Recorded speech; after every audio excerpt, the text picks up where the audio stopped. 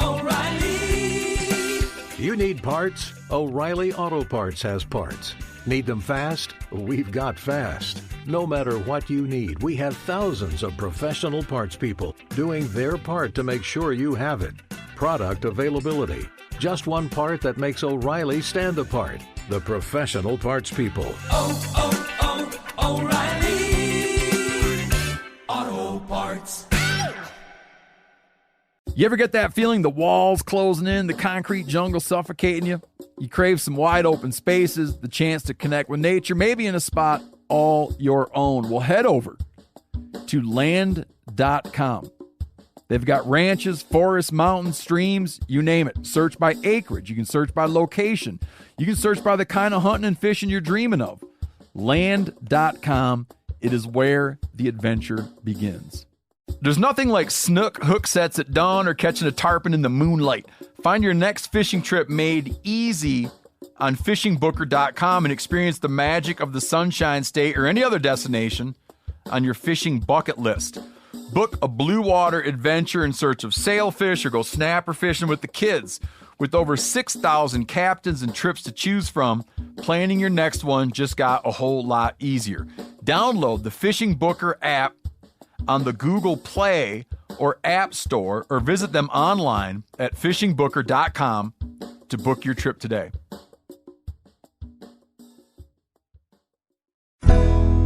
Hey everybody, welcome to episode number 46 of the Hunting Collective. I'm Ben O'Brien, and I'm joined today by Donnie Vincent. Donnie Vincent is a biologist slash filmmaker slash world adventurer who creates some pretty awesome films. He has a new film out called The Other Side, which is an hour and 20-minute long feature film about his bear hunting adventures up north. It's a great conversation. Donnie is a sneakily smart dude and has been around the world and done some amazing things and collected some pretty awesome perspectives in doing so. So it was a pleasure to be joined by him in Las Vegas during SHOT Show, to hang out, to talk shop, and to learn a little bit about his story and his perspectives. So enjoy episode number 46 with Donnie Vincent.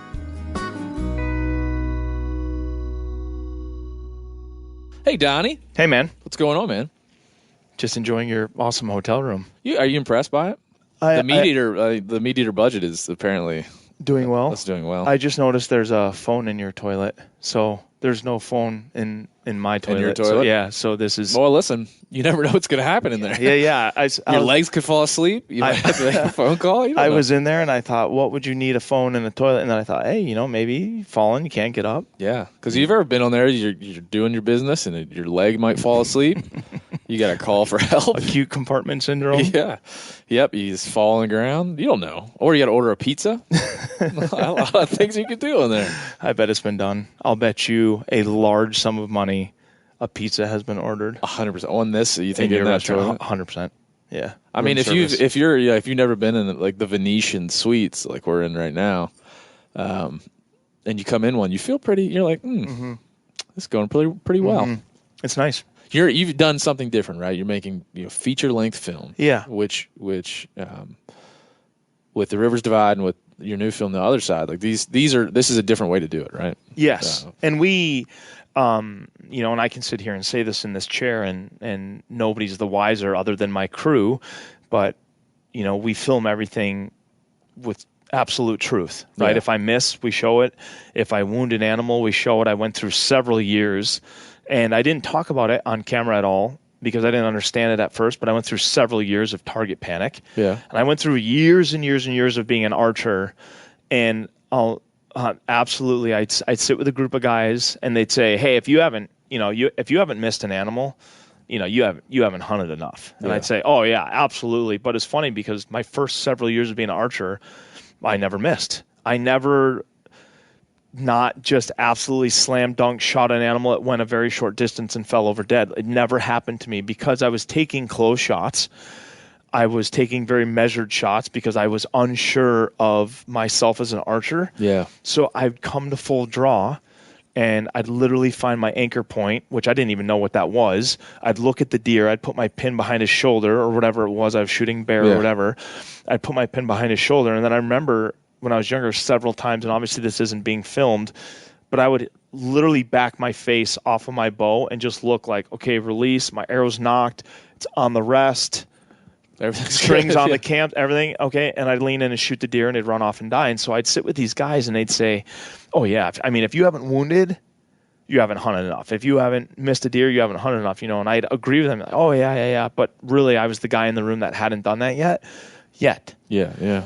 Then it happened to me once, and then it happened to me twice, then it happened to me 3 times, and then I was shooting in an archery league, and my partner got target panic, and I'll never forget, he asked me one time, we were just shooting at 20 yards, and he said, hey, when you're bringing your pin up to the bullseye, and it's below the bullseye, what do? And I'm thinking, you raise it up to the bullseye and then shoot the bullseye. And he's like, yeah, I can't do that. My bow gets really heavy. And I thought, is this a joke? And then fast forward, I got it. And then, of course, I'm trying to establish this career, not to be famous, not to sign hats, not to do anything other than I wanted to hunt. And when I would hunt, people would ask me stories about what happened. And I loved telling the stories about what happened. And I loved even more so when I'm hunting. I love long form hunting. I love going places for 20, 30 days. So I love telling people about, and then this is how the river froze up, and it was cool.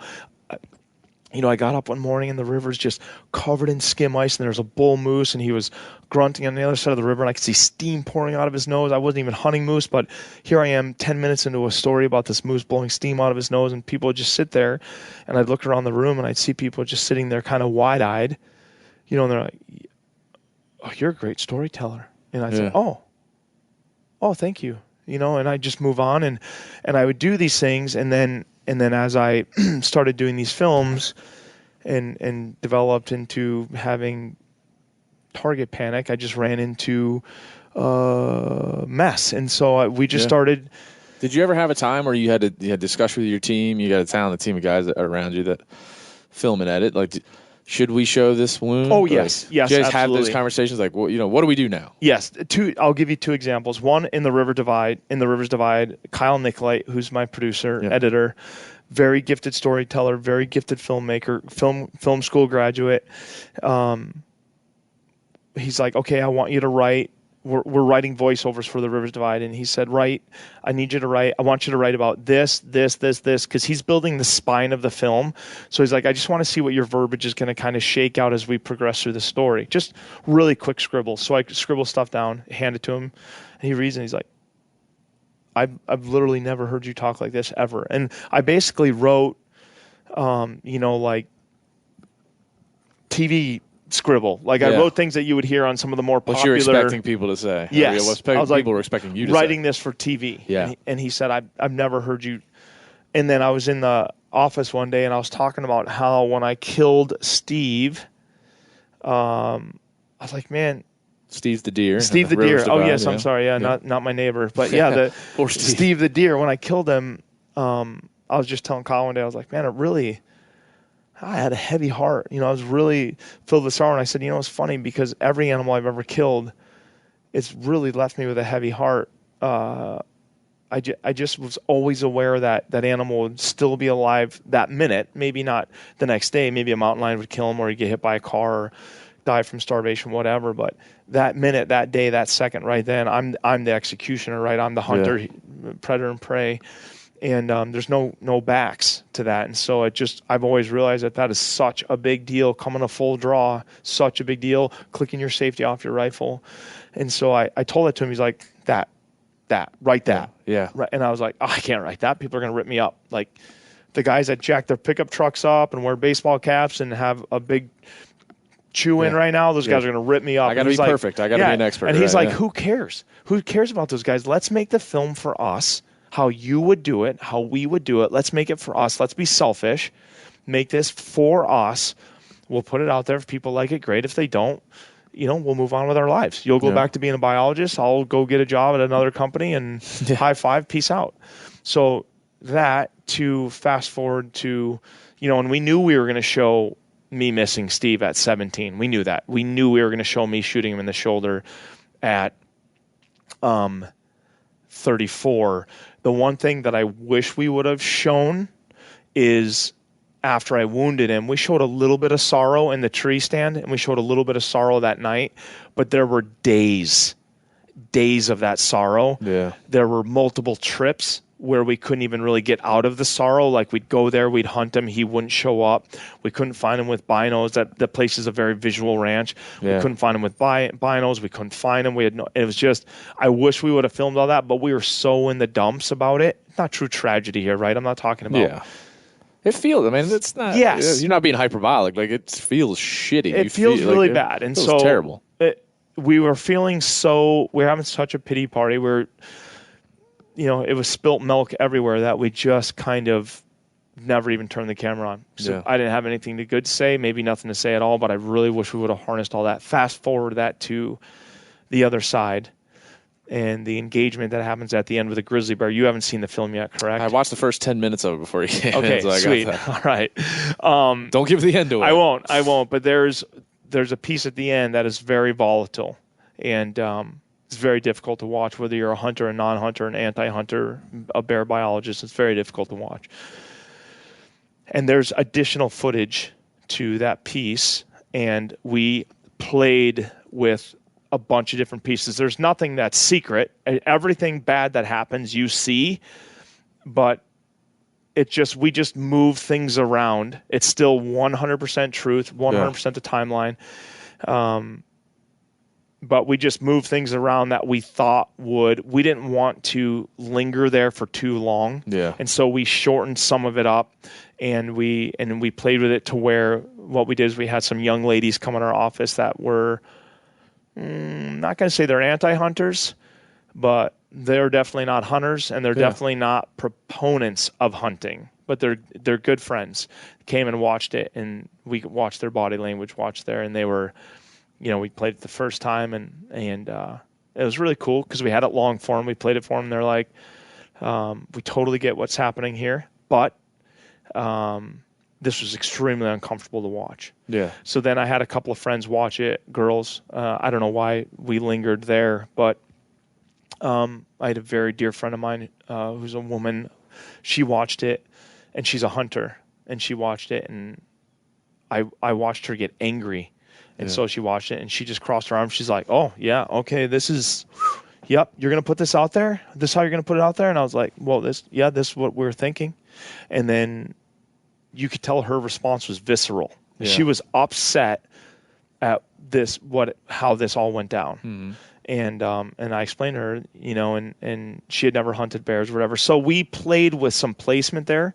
Everything is, I shouldn't even say we played with placement. The placement's the same. We played with lengths of time that we showed things. Well, it's interesting that you did that. I don't know how many folks in the hunting industry, in our content world would have someone who doesn't hunt or doesn't understand it, watch a film like that, and then read their body language and try to understand like how that they the psychology observe, and absorb what they're watching, because man, we got a lot of bubble mentality in our world, where we don't. So I think it's really cool that you did that and we're thoughtful about it. It's important, and I didn't know this, but when we started coming out with these films, when we started writing for Instagram and writing for Facebook and whatever else, I started getting more letters from anti-hunters than I was from hunters, and not FU letters with questions. Like, I don't like hunting. I hate hunters.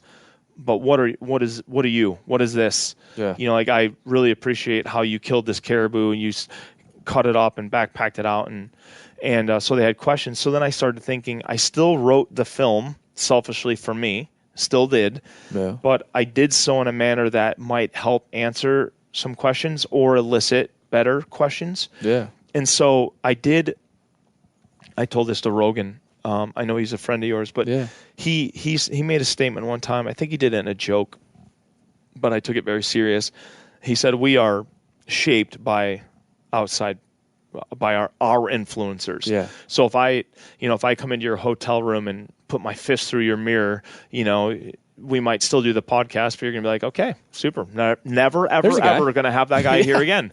And so then, we do things that, how you behave at a party might reflect if you get invited to a party later on, or how you behave yourself fishing. Or I always say it's like a choose your own adventure type of thing. Choose your own adventure. Every decision has a tree, and every secondary decision has another tree. Exactly. So that's how you go. Yeah, and so that's basically what it was. Is even though I wrote this thing selfishly for myself, the fact that I started getting a lot of letters from non-hunters and anti-hunters made me think like, okay, I have to write this. So again, the same woman, a friend of mine, her name's Crystal. She watched this, the snare at the end that was uncomfortable.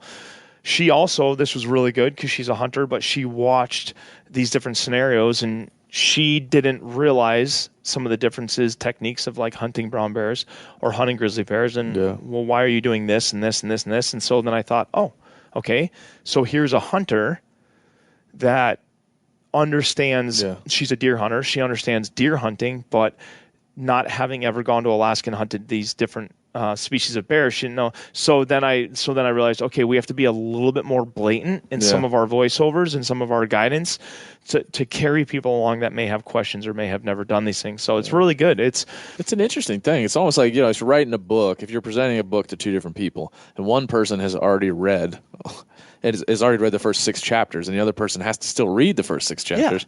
Hunters, you're like, if I'm watching you hunt Steve in a tree stand, I'm not wondering, why is he in the tree? Yeah. What's he doing in the tree? Yeah. Why is his bow hanging there like that? Yeah. Why is he looking that way? Yep. Why is he set up where he is? Yep. I know what you're doing. Yep. It's inherent just based on being a hunter and have shared experiences. Like, I know what Donnie's doing there. But so I'm looking at something different. And if you've never done it, appreciating something different. Appreciate something different. Yeah. If you've never done it, then you're reading all those things like, well, okay, what is this? What is this? What is this? And it seems it's a more, and I've done this too, and talked to a lot of non-hunters about a lot of different things, and it comes up in podcasts, but it's hard for us who are hunters to see how somebody absorbs that information who has a million questions before we even get to you drawing your bow. Yes. And the cool thing is you being a hunter, when I miss Steve, like at first you'd say, why would you show you missed a giant deer at 17 yards? Why would you show that? Well, because maybe you've missed a giant deer at 17 yards. So then when you see that, you're with your buddy and you're like, oh, do you remember when we were in Texas and my arrow hit that branch and deflected over that deer? And you know that emotion. It's why books are successful. It's why movies are successful. It's why Joe Rogan is successful as a comedian, because what he's talking about on stage, we're all like, yeah, I've done that. I love listening to comedians talk about that stuff, because, and especially talking to Joe and how they like craft their sets and craft the build. And like, I was like, God, because nothing they say, mental gymnastics. Nothing they say is funny. No, it's just that we sit there and go, I have done that. No, I've been with specifically Joe. He's the only comedian I fucking know. Yeah. So it's like I've been with him. We were hunting in Texas one time, and he wrote a bit about. You ever been to a Buc-ee's gas station? No. It's like this giant gas station in Texas with like 1,000 pumps, and it's it's like a Walmart with a gas station. Yeah. And we went there at like 2 a.m, and I just remember Joe was like bouncing around. And he's writing stuff on a piece of paper. I'm like, what the fuck is he doing? And then we went and hunted, and on the way back he did a show in Austin, and he had a bit about Buc-ee's in the show. Yeah. It was the first time I had been a part of. I'm like, holy shit, like. I watched, and he developed it over like a 3-day hunt that we did for pigs. And I was like, it's unbelievable how he took what was a normal stop to get some like beef jerky, and turned it into this like hilarious experience for the people of Texas. Yeah. Because there's nothing funny about Buc-ee's other than the irony of the size and the complexity of this gas station. Whole thing where there was like some Texas oil tycoon doing cocaine and be like, we need more gas pumps, man, more gas pumps. And I was like, God, it just, that was the first time I was like, truly had been a part of that process and seeing somebody turn normal life into comedy. Yeah. And I was amazed by it. And that's what we are attempting to do. And I'm not going to say we're good at our craft, but I work with an exceedingly talented group of guys, and we do put our best foot forward. Like, this is right now, we get better all the time, but this is all we've got. Yeah. And And it's cool from everything from the writing that I do to the editing that Kyle does, because he'll bring in, he's taught me things where, we'll be editing something, he'll be editing something, and all of a sudden our minds do everything left to right. Yeah. And then all of a sudden we'll come into a scene that is going to feed you some contention. And you'll see this in horror movies. All of a sudden, all the scenes will start moving from right to left. Yeah. And instantly your brain doesn't like it. So instantly, you'll be in the movie theater and you don't even realize it, but you'll sit up and be like, what the hell's going on? And then the music changes, and then you're like, oh, okay, great. Now something's going to happen. And you're hyper aware. And so we'll do the same thing in our films.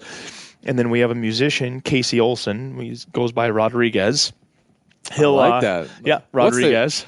I gotta get like a name, like good that. call name. Yeah, you don't have like a name. Dude, I don't, but I wish he was a fighter pilot, because I know what we put on his helmet. Yeah. So but he'll score the music. He knows nothing about hunting. He doesn't, other than he eats. Like, I give him tons of meat, and he just loves it because he doesn't spend money on anything. And so, he's messy haired and covered in tattoos, and he's skinny and super, super talented musician. But he'll come in my office and say, hey, I got to get him for the podcast. Write some music for her. Oh, yeah. He'll score music for you, dude. He's super talented. But he'll come in my office and say, hey, when you saw that grizzly bear, were you afraid? I'll say, no. You weren't? No.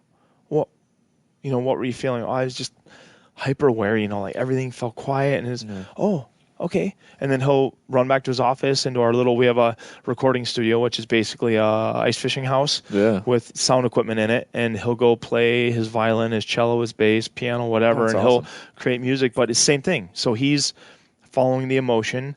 Kyle's editing to kind of drive your guys' emotion to how we felt in the space to bring you along. William is filming the little tiny birds and the leaves and the frost and the sunshine and the clouds and the rain, the mosquitoes, so that, because if you're a hunter, you've been in all those places. Oh, yeah. Even if you're not a hunter, you can appreciate those things. Even if you live in New York City, you never leave New York City, you see this stuff and you're like, wow, I never thought I was going to see the Arctic Circle. This is pretty cool to kind of experience. This guy took us there.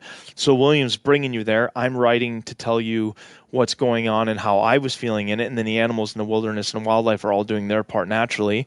And we blend it all together to try and tell a tale, right? Yeah. Talk about a craft, man. Talk about it as I'm always interested in those things, like crafts. How, Me too. And you guys have developed over the years. I mean, I want to get into kind of like how you came along in hunting and eventually here, but this subject is interesting to me just because you're talking about, not the manipulation of a story, the telling of a story. How do I craft what happened to me in such a way to make it compelling, to interest folks, and for them to be able to take something away from it. Yeah. And when you're looking at it, you have a wide array of folks that watch your films, and they'll all take something different from it, which I'm sure is the challenge, Yeah, and it's been really rewarding. We just did a premiere in Fort Collins, Colorado. Yeah, I heard about that. In a very artsy theater, and there's a very diverse group in there. I mean, mostly people that got invitations from us, partners of ours, and things like that. And so that was a really good group of people. But there's several people in the theater that have never hunted, do not really know hunters, because that's the funny thing if you think about it. Not to digress, but the people that we came from, our parents, like if you asked your dad and your mom, hey, did you guys grow up knowing hunters? Oh, yeah, of course. Yeah. But you get to our generation and you ask some of your friends, say, yeah, you guys know any hunters? No. Our parents all knew hunters because it was a mainstay of society. Yeah. And now, unfortunately, as some generations are moving along, you don't really know hunters. And hunters used to be,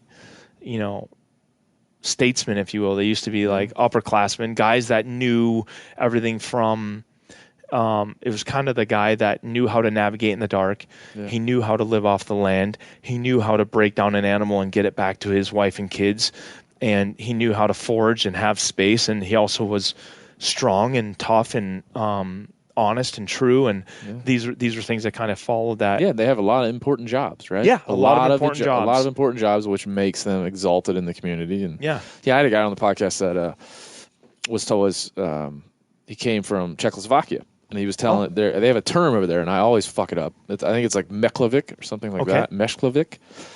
It means hunter and thinker, and that's over there coming up. They had to learn about that. They had to go to class to be a hunter and learn about the flora and fauna, and their model of conservation, if you will, was to the more work you did outside, the better opportunities you had to go hunt. So if you worked all day, you could go hunt red deer. If you only worked half the day, you could only go and then hunt a squirrel or a rabbit. Yeah. So it's interesting, like that, like the idea in that community that the hunter was this, a thinker, and someone who had to make like the most important decisions when it came to wildlife. It was funny. So I was this several years ago, but I was in Nepal. I was in southern Nepal in the Royal Chitwan National Forest. It's a place called Death Valley, and I was studying tigers for the local biologists there, working in conjunction with them. And they are very much against hunting in this region, the guys that I were working with. And the native people, very much against hunting.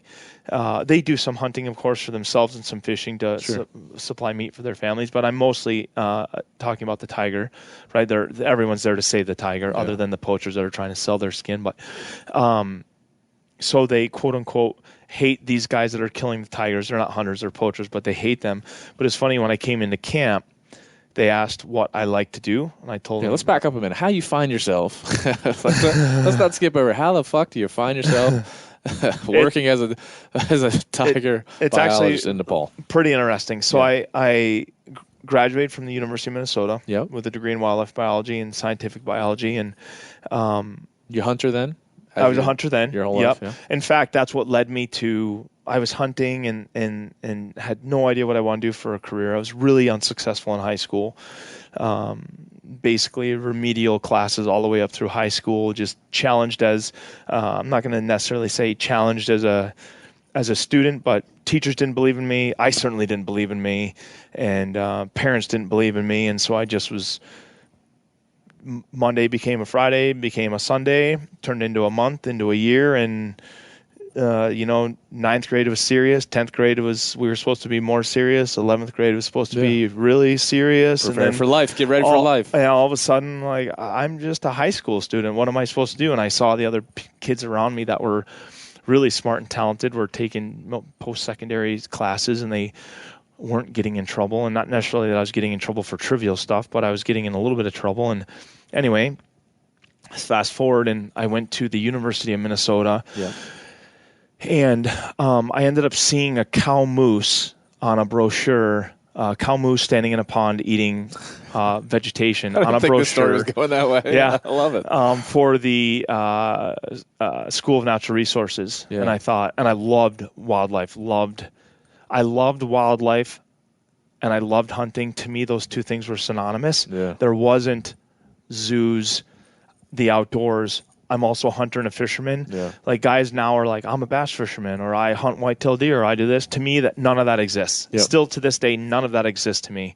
I'm all of those things, and I'm a zookeeper, and I'm a wildlife biologist, and I'm a steward of habitat. Like that, to me, being a hunter, your job is all of that. You own all of that. That's a responsibility. Yeah. And so I was hunting and wanting to hunt more and more, and so I saw this brochure, and I was like, oh, I'd love to do this. And the school was ranked really high. The program at the U was ranked really high. So I went and applied, and literally the lady's like, oh, no, absolutely. Like, you are so far from getting in this program, it's not even funny. So I said, sounds like a mean-ass guidance counselor. No, she was awesome, actually. She was awesome. Back off, lady. Yeah, but she said basically, like, you are so far out of play, it's not even funny, but why do you even want to do this? And I said, well, I'm not telling you this story as a proponent of, like, yep, somebody told me I couldn't do it, and I just buckled up and did it. No, it was just, I was so afraid of failure, I watched tons of people around me flounder with drugs and alcohol, and as young kids, I mean, I'm talking middle school on up, I was like, man alive, I'm not very smart anyway. I'm not very bright to begin with. I'm in remedial classes all through high school. I better damn buckle down and try to learn as much information as I can before I move forward and try to do something with my life. Yeah. And I have a brother and a sister. Both are severe drug addicts. And so I watched them just a constant spiral out of control and in and out of jail and stealing from my parents. And they'd get kicked out and then they'd move back in. And it's just this shit show. Yeah. And so this lady said, why do you want to do this? And I said, I just love wildlife. I'd love to do this. She said, I'll tell you what. You take all of these classes, and it was all of the algebras. It was pre-calc 1 and 2. It was a freshman English. It was a second language because I never had a second language in high school. Basically, it was 2 years of classes. And she's like, you do all of these with absolute regularity, and you get good grades, and I'll let you into the program. Yeah. So it's great. Went to school for 2 years. She let me into the program, went through the program. Sounds like you just needed a carrot. It sounds like you just needed something to drive for. Yeah, I just needed a carrot and some support, I guess, maybe, and maybe an ounce of believing in myself. Yeah. And then at the end of that program, you have a fields course in which we would go to this place called Douglas Lake in Lake Michigan. I sat on Lake Michigan in the northern part of the lower peninsula of Michigan. And we go through this course and learning, how to really classify plants in the forest, right? Not textbook stuff, but like we're doing actual vegetation work here. We're looking at trees, we're doing all that stuff. And one of the courses was run by this guy named Dr. David Smith. He's a world famous tiger ecologist. Yeah. So in the beginning of the summer, the University of Michigan would radio collar raccoons, and then they'd let them go. And so we'd study their movements with radio telemetry all summer long. And then at the end of the summer... What are you looking for there? Oh, just literally learning how to use telemetry equipment. Okay. So like, he's in a dumpster tonight. And then literally, and it's funny. Here's what we found. No.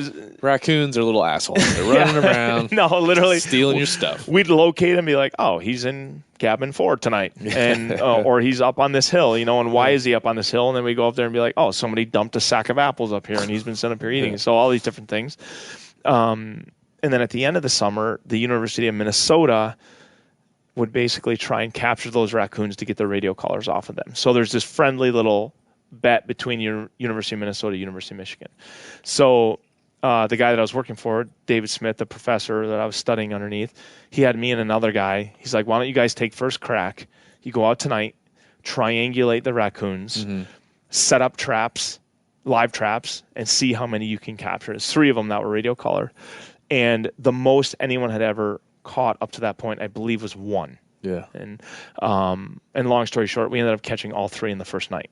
Oh, wow. So then we started talking, and we were at this basically a celebration party at the end, and he just said, he's like, hey, I'm going over to Bangladesh and Nepal to go do some tiger stuff this summer. Would you like to come along? And I said, man, alive, I would love to come along. How old are you then? I was early 20s. Oh, nobody says no to that. No, and then it was really cool. This guy is David Smith again. He's basically Indiana Jones, literally basically Indiana Jones. Did he wear a hat or anything like that? He did wear a hat, yep. And he had white hair, and he'd have glasses. He let his glasses slide down to the end of his nose, almost like Santa Claus.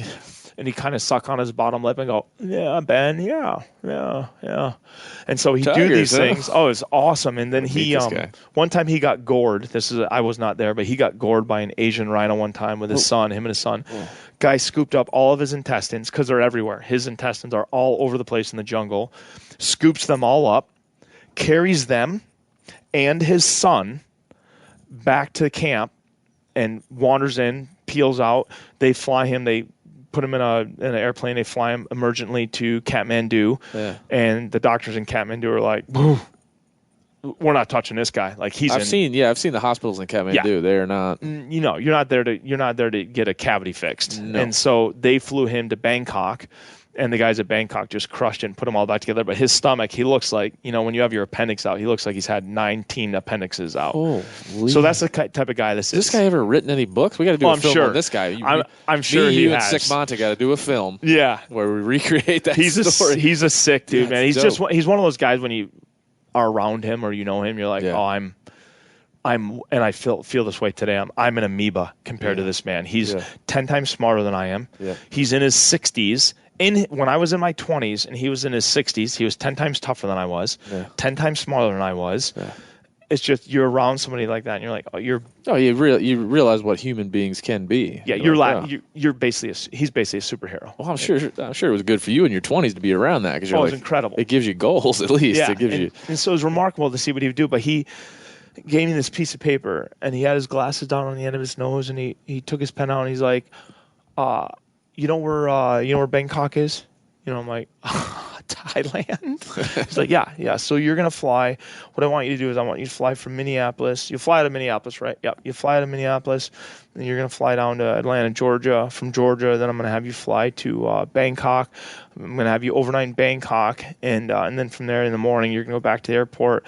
You're going to fly through Tokyo, and then I'm going to have you land in, let's see here, I'll probably have you land in Dhaka. Yeah, I'm going to have you land in Dhaka, Bangladesh, and then you're going to go out. There's a big metal gate. You're going to go out this gate, and then you're going to walk over to the domestic airport, and you're going to charter an airplane, probably a twin prop or something, and you're going to fly that down to Jashore. And then when you get down to Jashore, don't talk to anyone because just there's some people down there. Just don't talk to anyone. And when you get off the airplane, you're just going to walk into town. It's all going to be dirt and jungle, and don't talk to anyone. And then you just sit there on a street corner, and I'll find you.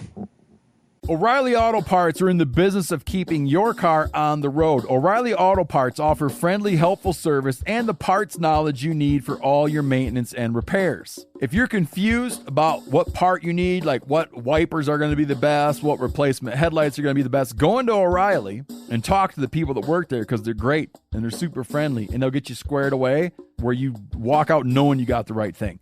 They've got thousands of parts and accessories in stock, either in-store or online, so you never have to worry if you're in a jam. Do you need your windshield wipers replaced? You need a brake light fixed? You need some quick service? They'll help you find the right part or point you to the nearest local repair shop for help.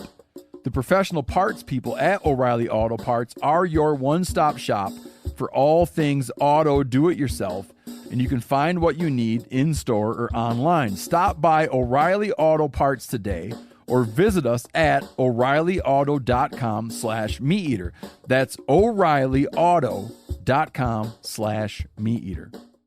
You ever get that feeling you're stuck inside staring at screens and a primal urge kicks in? You crave wide open spaces, fresh air, the chance to connect with the land. Well, maybe it's time to find your own piece of the wild, but searching for property can be a maze. That's where Land.com comes in. They got millions of listings across the country, from mountain ranches to hidden fishing holes. Their search tools are like a seasoned guide helping you narrow down what you want. Land.com isn't just about buying and selling. It's about finding a place to hunt, fish, explore, or simply sit by a campfire and listen to the crickets. So head over to Land.com today to turn one day into today, because trust me, there's nothing quite like the feeling of standing on your own piece of earth. There's nothing like snook hook sets at dawn or catching a tarpon in the moonlight. Find your next fishing trip made easy on fishingbooker.com and experience the magic of the Sunshine State or any other destination on your fishing bucket list. Book a blue water adventure in search of sailfish or go snapper fishing with the kids. With over 6,000 captains and trips to choose from, planning your next one just got a whole lot easier. Download the Fishing Booker app on the Google Play or App Store, or visit them online at fishingbooker.com to book your trip today. In a couple days. Did he? In a couple of days? A couple days from, because it took me like 3 days to fly there. So he hands me this piece of paper, and that's all it says on it. What I just said to you. Yeah. So I fly to Bangkok and through Tokyo to Dhaka, and then I go to walk through the metal gate that he told me to walk through, and there's a guy with a machine gun, and he's like, hey, and he's pointing his gun at me, and the guy going through customs in Dhaka, guy's pointing an AK at my chest, safety's off, pointing. I don't know if he had one in the chamber, but he's pointing the AK at my chest, and he's like, passport. And I hand him my passport. He drifts the muzzle of his gun off me a little bit. He looks at my passport and he goes, no. He slides it back and he goes back to his weapon. I go, what do you mean no? And he's like, no, this is not a good passport. Where'd you get this? I go, Washington, D.C. He goes, no. And so he's kind of bickering with me, and I saw there's another military guy over here that was a little bit more decorated, and I called him over, and said, man, I'm here from the university and studying tigers, and I got to get in here. And he's like, where are you staying? And I said, I'm staying in the jungle, man. I don't have an address. And he's like, you need an address. And I'm like, I'm staying in the Sundarbans. It's the world's largest mangrove swamp. Living on a boat in the jungle. There's no address. He's like, man, you need an address. And I was like, okay. So I go to the next guy. And he goes, where are you staying? I go, Hotel Sundarban. And the other guy looks at me like, well, how come you didn't just tell me that? And he's like, oh, okay, you're staying at the Hotel Sundarban, which doesn't exist.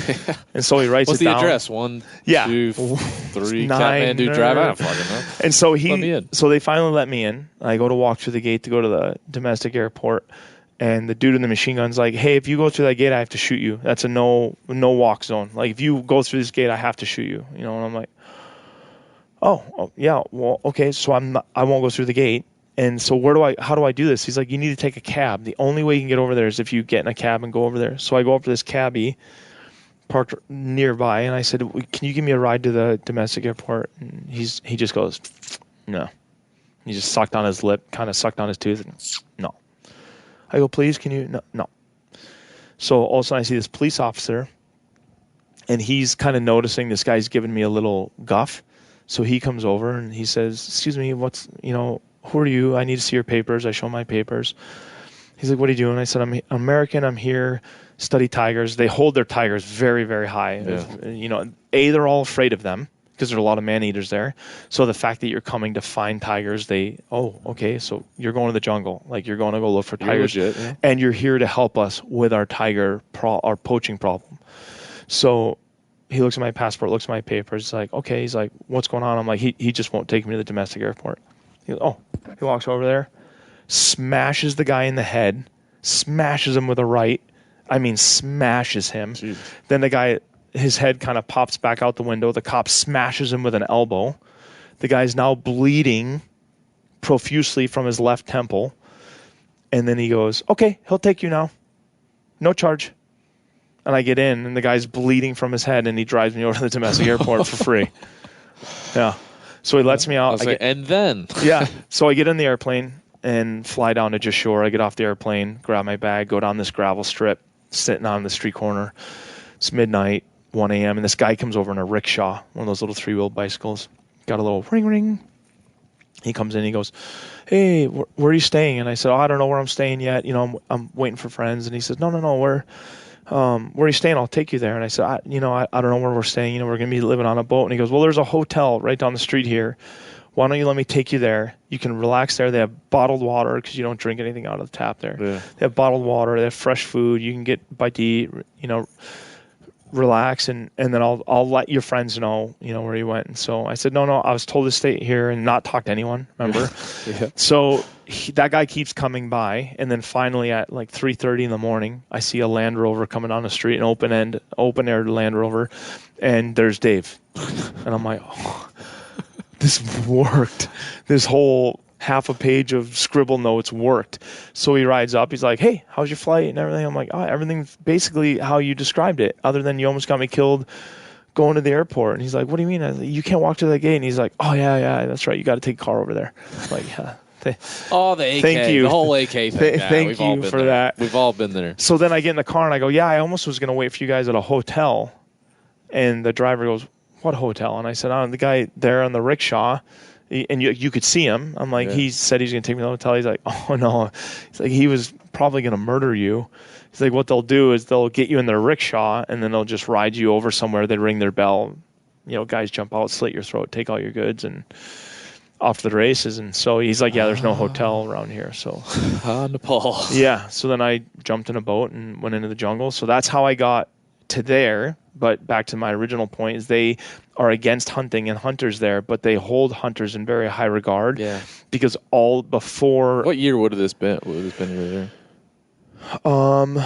Late 90s. Yeah, okay. Late 90s. And so before they became kind of a mechanized society it was there. Pre-Civil War, too. Yeah. All of their elders, if you will, were all hunters. And so they hunters were revered there, but no longer do they do any hunting there now. But it was quite an experience. And I never saw a tiger the whole time I was Never there. saw a tiger. Never saw a tiger. How long were you there? I feel like people are like, finish the story. Donnie? Oh yeah, no, I was there. I Give was us the there. rest. I was in Bangladesh for several weeks, and then from there I went to Nepal for several weeks, and was so close to seeing a tiger. Like I was in this room with tigers, but I just couldn't see them because of the jungle. Tracks and Yeah, I'd see tracks. So every time the tiger stepped, it's called a pug mark.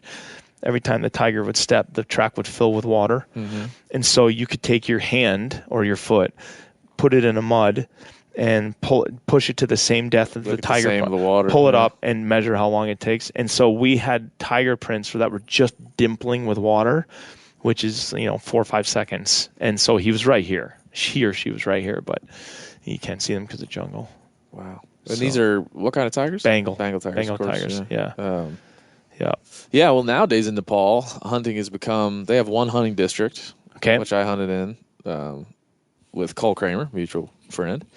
And this is, I want to say it's only been open for about 4 years. Okay. I always get that wrong. 4 or 5 years. It's called the Rokum District, and they'll do each year they do what we would call a tag draw, but they do like a tag auction. And the outfitters, I think there's 2 or 3 outfitters that They are just buy 'em licensed. up? Yeah, they just buy them up in an auction, and there'll be a certain amount of blue sheep tags, a certain amount of tar tags, Yep. things like that over there. So we were one of the first folks to do that, but we went to Western Nepal, Okay. which it was pretty damn remote. We were the hamlet, the little village that we flew into was like 6 days walk from the nearest road. Yeah. And which I said a lot on this podcast, but that like those dudes they're telling amazing stories in that part of the world. Yeah. No tigers around, but all kinds of It's just ridiculously completely interesting. different, right? Unbelievable. Completely different. You have no concept. And I say that in this latest film, this idea of, I have this notion that I live with, and one of them is that we always must hunt well and good, no matter if you're on camera, off camera, just how we carry ourselves. And I don't mean so we don't get caught poaching, but even we need to leave the habitat better. We need to be conservationists. We need to educate those that don't know. We have to educate ourselves. We have to constantly keep asking ourselves difficult questions. Should we even be hunting these animals? Should we be here? Should we be doing this, that notion? And then also this other notion of that unless you go, unless you live there, unless you participate, you really have no opinion on what is going on. Like, we love to sit back, particularly in the United States, and say, this is how I would handle Nepal, or this is how I would handle Iraq or Afghanistan or Cuba or whatever, and from its wildlife to its habitat to its people to, but really, unless you're there, what would people in Manhattan, New York, how much do they have to say about, the wildlife in Montana? Yeah. Even though they're probably watching CNN, I'm making this all up, but even though they're probably watching CNN and seeing some, lands becoming privatized or becoming, remaining public or becoming privatized, they might sit in New York as a big fat cat and be like, well, yeah, this is my opinion on it, but really, unless you're there in Nepal, unless you're listening to these stories, unless you're walking the 6 miles to the village, unless you're listening to the people there, you really have... You don't even have an opinion then, but at least you have some wisdom and some foresight. That's what I was going to say. It's so hard. Like, I think my biggest challenge with going over there for a brief time was like being stressed out about learning enough. My stress was like, I want to learn what has happened here, what will happen here. I want to learn the culture. I want to learn their practices for hunting, if they have any, which they really, they have some traditional hunting practices, but it's not. They don't have any modern hunting practices other than kill animal if hungry. It's become a trophy, right? Yeah. They try to provide that Western experience that I shouldn't say we all, that I loathe. It's hard. But we participate in. I say that all the time. Like, one thing that bothers me about it is because you'll see, and I've seen this happen. I've not been around long enough to see it kind of like bloom, but I've seen it. I could see it. Where a country, like there's a lot of dollars in this country. Yeah. And another country is looking to replicate that, to kind of extract, who has the money, what are they spending it on, and can we create an industry in our country to extract that money and have people travel and come hunt here? Yeah. And so these industries pop up, and man, I'll just be flat honest, places like New Zealand, where they're basically just catering to a certain type of hunter. And that's because that hunter has dollars, and they've created the tourism industry. It's supply and demand. It's economics. And it's funny because this goes back to some of my original hypocrisy that I was telling you about. Yeah. I don't want to go to New Zealand and hunt a tar or chamois and be a tourist and all this stuff. Now, if I went to New Zealand for 60 days, Yes. and I was living in a little village or camping or hiking or doing whatever it is, it's so funny because it's just semantics, but to me it's serious. If I was enveloping myself into the culture, Yeah.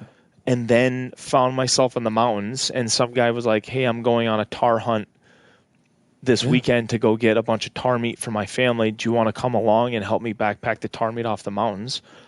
Yeah. And then when I'm up there, he says, hey, do you want to shoot one? You know, you don't need a license for it. You can use my rifle or whatever. Do you want to shoot one? Yeah. And then all of a sudden, that whole experience to me is me living my life in New Zealand, participating with a local or participating with the wildlife and the habitat and going about my days and learning the culture and really having this barrier of entry of belonging, which is a complete opposite of a 10-day hunt in Namibia where I'm trying to say, hey, I shot 8 plains game. Yeah, it's a depth of perspective, you know. Like I've always, that's why I think storytelling is great, because you can tell a story, right? You can tell a story about your experience without coloring it as an expert. Like, this is just my experience. I was only there for 10 days. Yeah. I can't tell you. I could tell you what I experienced. Yeah. And hopefully, if you've never been to that area of the world and experienced that, it gives you a little bit of a window into what might be happening. Yeah. But what you're talking about is just purely a depth of experience. Like the more time you spend, the better you're able to, get that experience across to other folks. It adds up to so much more. Yeah. It adds up to so much more. And I learned this from a pilot one time. I tried to do this. I was fly fishing in Alaska. I was up there doing research for the U.S. Fish and Wildlife Service. Yeah. I was doing a bunch of fly fishing, and I had maybe 6 or 7 days before I had to fly out to home, before I had to go home, because I had another project I had to work on. And I talked to this pilot friend of mine, Doug Brewer, and I said, hey, Doug, this was back when there was a herd in western Alaska called the Mulchatna herd of caribou. Yep. So I said, Doug, he can fly me there in a day, not even a day, a couple hours. So I said, Doug, will you fly me and drop me off by myself in the Mulchatna herd or by the Mulchatna herd? I just want to camp. I have 2.5 days to hunt, and then I'll meet you, fly back. And he said, no, man. He's like, I'm not going to fly you in there and for 2.5 days to hunt. I said, why not? He's like, because the animals deserve more than that. Yeah. And he said, if you can stay for 5 days, that's the beginning. If you can stay for 7 days, and the math doesn't add up here, so don't your listeners don't hang me on this, but if you can stay 7 days, that's 10 times more than 5 days. Mm-hmm. If you can stay 10 days, that's 10 times more than 7 days. If you can stay 14 days, it's 10 times more than 10 days. And he's basically saying, like, every 2 days that you give this, you're going to have 10 times the experience that you would have had. And so he's like, for 2.5 days, no, I'm not flying you in there. You might, with a high-powered rifle, or you get lucky with a bow, you might smash a big bull. Yep. Before I have to come pick you up, but he's like, that's not hunting. Yeah. And I was still learning my own wisdoms and learning my own ropes and even what it meant to be a hunter then. And so, to me, I was like, zip in there, shoot a giant bull, quarter him up, carry him back to camp, get back in the plane, take some photos, great hunt. I go home, I go, I killed a caribou. I went in there for 2.5 days. Caribou expert. Patting myself on the back, and then Doug's like, no. And it was funny because fast forward several years, I spent 25 days in the Arctic. Yeah. And the guy picked me up, pilot picked me up. It was really cool because they dropped us off. It was basically summer. Everything was green. The bugs were bad. It was warm during the day. Picked me up 25 days later. The river was frozen solid. The NOAA was frozen solid. Snow on the ground. The moose had went through their complete rut cycle and were moving on with their lives. They're in the breeding cycle now. And we went from watching black bears and grizzly bears lazily loaf around the tundra eating grass and nipping in this and nipping in this, going into hyper feeding to get ready for hibernation, and watching them crush ground squirrels and blueberries and all this stuff, trying to get ready, and so literally watch the evolution of this landscape over 25 days. And when the pilot picked me up, we're flying back, and he's like, "Do you see any wolves?" I'm like, "Yeah, I got surrounded by 2 different packs. twice. And he's like, oh, cool. He's like, see any grizzly bears? I'm like, yeah, man, I saw 10 different grizzly bears, 2 giant boars, 1 charged me. And he's like, did you see any black bears? I'm like, oh, I saw 12 big plump black bears and stalked a couple of them and took photographs. And, did you see any moose? Yeah, I saw 50 moose. And he's like, yeah, you see any bulls over 70 inches? I'm like, yeah, most of them. Like, I saw moose fighting, and I saw them, breeding cows, and I saw them with giant harems, and I saw them form these harems, and everything he asked me. I was like, yeah. Did you hear any wolves howl? Yeah. Did you see the northern lights? Yeah. All this stuff, like, but it took 25 days to do all that stuff. And still, it was just, you think about it. I watched it go from summer to what you could nearly confuse as winter in 25 days. Yeah. And, God, that's all I want to do ever now is just, like, if I can go whitetail hunting in Iowa for 25 days or 30 days or 40, great. Well, and as a traveling hunter, right, I recently moved to Montana, and a big part of that for me was I got to thinking, and this is a fucking first world problem if there ever was one, but I got to thinking, I do a lot of traveling, right? Traveled around the world hunting and done all this, and the one thing I feel like I'm missing in my hunting life, and moved around for work a lot, Illinois, Texas, different places. Yeah. Like, I want to plant my flag somewhere and not only go travel the world and, like, get and gather perspectives and meet from these places and experiences and bring them back, but have a place where I live that I have such an intense relationship with that can be informed by these other places I go and hunt. Yeah. Because I felt like I had all this great traveling hunting experience, but when I went back in this context to Texas, it could have been anywhere. I was looking around like, man, I don't have any relationship with this place. Yeah. And that, it kind of disconnects everything else, because what am I really trying to build upon if it's not to go home and be better at what I'm doing in my backyard? And your backyard is, I tell people that all the time, if you being in Montana now, this is not a very grand statement to make, but I currently live in Hudson, Wisconsin, and if somebody told me... I love Wisconsin. I love it too, but if somebody told me, hey, for the next... I'm 44 years old. If they said from today to the day you die, you can only hunt within 25 miles of your house. Okay. Yeah. No problem. I love the things that I go do. I love the places that I get to go see. But I will be like a kid in a candy store. Yeah. Within 25 miles of my house, catching little itty-bitty trout, shooting 3 pheasants a year, hunting whitetail deer nearly every day of the season, ruffed grouse, huge Canada geese, ducks, catching walleyes, muskies, smallmouth bass. Like, there's so much. I'm not talking about the people that live in New York City, but there's so much in your neighborhood. People say, oh man, I wish I could go sheep hunting. I say, I wish you could go sheep hunting too, and I know it's really expensive, but you want to know something? The first 7 sheep hunts I went on were me backpacking for friends of mine that were going on sheep hunts, and I paid my own airfare, I paid for my own hotel, and I paid for my own food, and I walked in their footsteps on the hunt, watched them kill a sheep, helped them cut it up, filled my backpack too, and hiked it out. And I consider those sheep hunts every bit as, the horns sit in their homes, but every ounce of that sheep hunt was ours. You didn't send the bullet or the arrow, but you're still there. You're still a part of it. Yeah, and so that's what I mean. Like, when I was a kid, I was in Alaska one time. I don't remember. I was there fishing, and I was in the hotel in Anchorage. And if you've never been to Anchorage, it's so amazing because you can walk out of your hotel room, and the Chugach Mountains are right there. I mean, you walk out of your hotel room, be looking at a gas station, and also looking at some of the finest Dall sheep and moose habitat in the world in the same view. Yeah. And so I remember I was staying at a hotel called the Puffin Inn. It's a little crappy hotel near it's really nice, actually. Puffin Inn. I'm sorry I said that. It's actually really nice. But I'm at the Puffin Inn. Yeah, you might get a coupon now. Yeah, I might get a coupon. But I'm at the Puffin Inn, and this guy comes walking out of his door on the outside, and he was wearing blue jeans and a flannel shirt and kind of looked like Tom Selleck. And he goes, hey, how you doing? I said, I'm good. He's like, what are you doing? I said, I'm here fly fishing. He's like, cool. So what are you doing? He's like, I'm Dall sheep hunting. I was just like,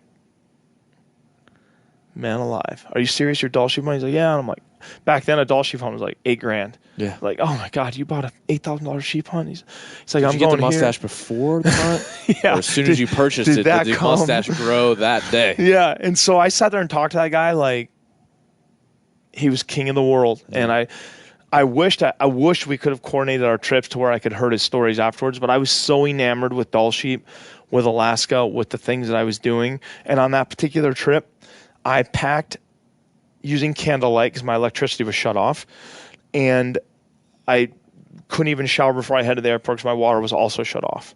And so, but I wasn't paying my bills necessarily on time, but I was still going to Alaska Details. because that's where I wanted to be. Yeah. And so talking to this guy, I was just like, oh, it's just such a dream. Like, I can't believe I'm talking to a Dall sheep hunter. I can't believe I'm talking to a Dall sheep hunter right now. And that stuff has just always enveloped my life, always. And so whether it be Bozeman or Hudson, Wisconsin or whatever, like, you look in your yard, sincerely have this idea of adventure in your head, sincerely embody what it means to be a hunter, whether that be a gray squirrel, an antelope, a mule deer, a white-tailed deer, a pheasant. You embody these things, and whether you're breaking down a gray squirrel or you're breaking down an antelope, it is the exact same thing. Yep. It's the exact same thing. Yeah. Shooting 2 snowshoe hare, walking out wearing wool slacks and a flannel shirt and your dad's jacket, and you have an old shotgun and 2 fat snowshoe hares in your knuckles, yeah, you might as well be holding onto a 40-inch Dall sheep. That's as far as I'm concerned. O'Reilly Auto Parts are in the business of keeping your car on the road. O'Reilly Auto Parts offer friendly, helpful service and the parts knowledge you need for all your maintenance and repairs. If you're confused about what part you need, like what wipers are going to be the best, what replacement headlights are going to be the best, go into O'Reilly and talk to the people that work there, because they're great and they're super friendly, and they'll get you squared away where you walk out knowing you got the right thing. They've got thousands of parts and accessories in stock, either in-store or online, so you never have to worry if you're in a jam. Do you need your windshield wipers replaced? You need a brake light fixed? You need some quick service? They'll help you find the right part or point you to the nearest local repair shop for help. The professional parts people at O'Reilly Auto Parts are your one-stop shop for all things auto do-it-yourself, and you can find what you need in-store or online. Stop by O'Reilly Auto Parts today or visit us at O'ReillyAuto.com/MeatEater. That's O'ReillyAuto.com/MeatEater. You ever get that feeling you're stuck inside staring at screens and a primal urge kicks in? You crave wide open spaces, fresh air, the chance to connect with the land. Well, maybe it's time to find your own piece of the wild, but searching for property can be a maze. That's where Land.com comes in. They got millions of listings across the country, from mountain ranches to hidden fishing holes. Their search tools are like a seasoned guide helping you narrow down what you want. Land.com isn't just about buying and selling. It's about finding a place to hunt, fish, explore, or simply sit by a campfire and listen to the crickets. So head over to Land.com today to turn one day into today, because trust me, there's nothing quite like the feeling of standing on your own piece of earth. There's nothing like snook hook sets at dawn or catching a tarpon in the moonlight. Find your next fishing trip made easy on fishingbooker.com and experience the magic of the Sunshine State or any other destination on your fishing bucket list. Book a blue water adventure in search of sailfish or go snapper fishing with the kids. With over 6,000 captains and trips to choose from, planning your next one just got a whole lot easier. Download the Fishing Booker app on the Google Play or App Store, or visit them online at fishingbooker.com to book your trip today. I feel like I always think about that. It's like, I feel like it's a perfect hunting life to have that at home, but then also be lucky enough, like you have been and I have been, to go out and travel and see those things, and be able to, have both those at the same time. Yeah. And I Paradise. feel like that's it. Yeah. That's it. I hear guys all the time, they talk about, and we all do, they talk about, oh man, this guy, like, owner's the Yeti. Like, oh my God, they sold their company for hundreds of millions. Whoa. Yeah. Okay. Like, that's really cool. But I don't even know if I was a billionaire, I would still do this. Yeah. Because I'd still want to go to these hunts. I'd still want to see these places in North America. I still want to tell you about them. Yeah.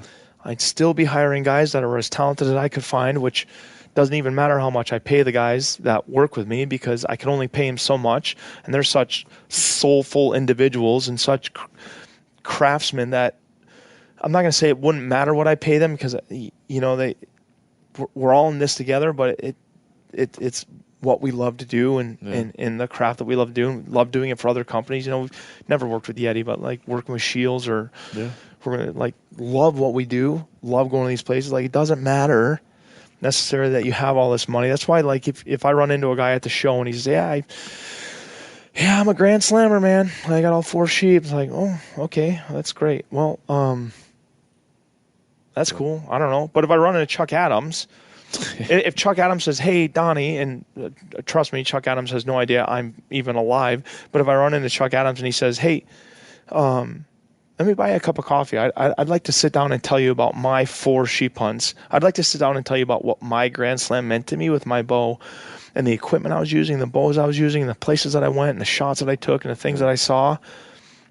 I would freak out. Yeah. Yeah, so would I. I would freak like, Donnie, can I come over? Donnie, yes. I don't drink coffee, but I will chug some. Seriously, I would if I had the opportunity to sit down with him and hear him tell me his hunting stories, what the gear he's using, his approach, why he shot the one he did. Yeah, there's so much I'd perspective. Flip out, man. Yeah, there's so much perspective in that. Yeah, and I think truly, when you talk about the Grand Slams and how I was thinking about the Grand Slam, and this year I thought I want to get the Grand Slam in Turkey. Yeah, in 1 year. Yeah, and I thought, am I wrong for fucking doing it for the wrong reasons? But I was like, no, I'm not. I don't think so. Then I was like, fuck it, I'm doing it. No, I tend to. You may be like me. I tend to overthink all types of shit when it comes to hunting nowadays. There are a number of people that I have in my life that, if they listen to this, will be shaking their head yes, because I will. Yeah, I mean, I got a lot of listeners who are like, listen, calm the fuck down, man. Yeah. It's just a picture. I'm like, I don't know. Yeah, see, I'm the same way. And if you say something to me, I'll be like, did you see the way he was standing? Yeah. Nick's like, no. Like, I don't know. Yeah. But yeah, there's this, somebody like that is like, it got a little twisted in that the Grand Slam for somebody like Chuck Adams, I don't know Chuck, obviously, but it was more than just a collection of animals, right? It was his life's experiences and his way to, to express his hunting expertise and his hunting life. That's what it was. It was him taking his craft to different places. Like, okay, I've solved this maze. Yep. I heard they have a really cool maze in Idaho. Yes. So I'm going to go out there and see if I can solve that maze. I hear there's another cool maze in Massachusetts. Yeah, and so like you said, it would be a mistake then to take the number and make that the achievement, right? Because the achievement is honing your craft and using it to be successful in that way. Yeah. The achievement is not the collection of the thing or the numbers. No. The achievement is finding respect from your peers. Yep.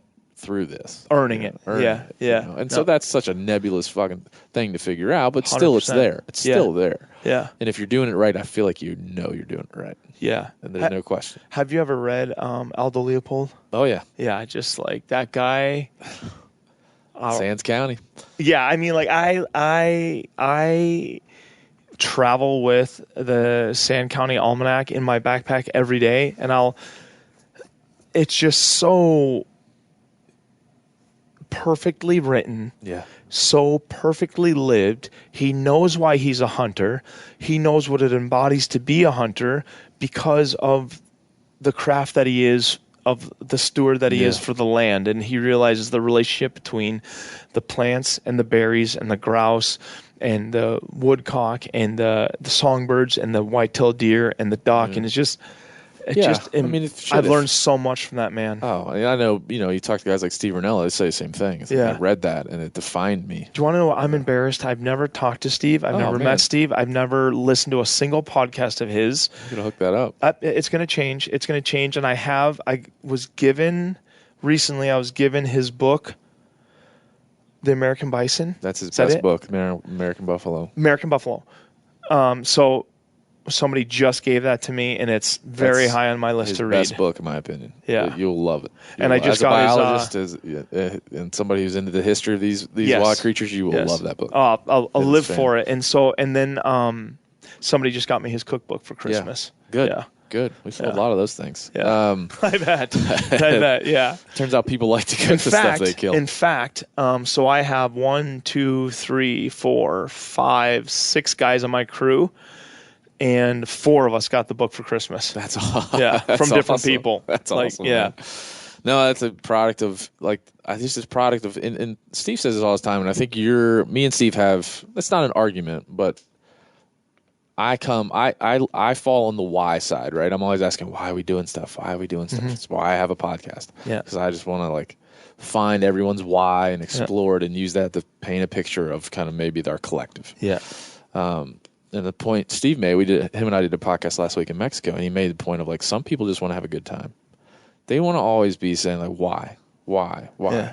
Some people just want to enjoy their time outside, and enjoy nature, and not have to be saddled with this, pretentious why. And you put out, probably the first time I ever really thought hard about it, you put out a video called "Why We Hunt." Yeah, who we are, which was about why we hunt. Yes. Yeah.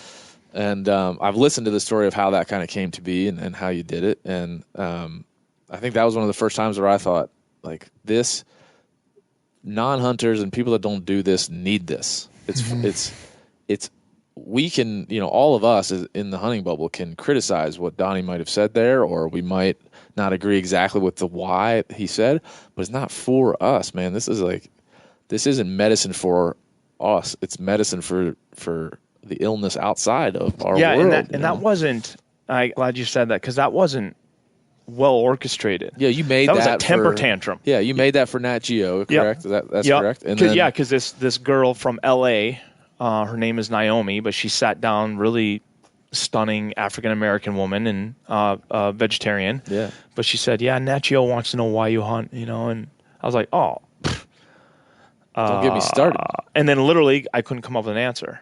I was like, "Oh yeah, I hunt because," and I'm trying to come up with, ecological reason. I'm thinking about the North American wildlife model, and I'm trying to think of really a why, a single why, the base of the pyramid of whys, and I couldn't really come up with one.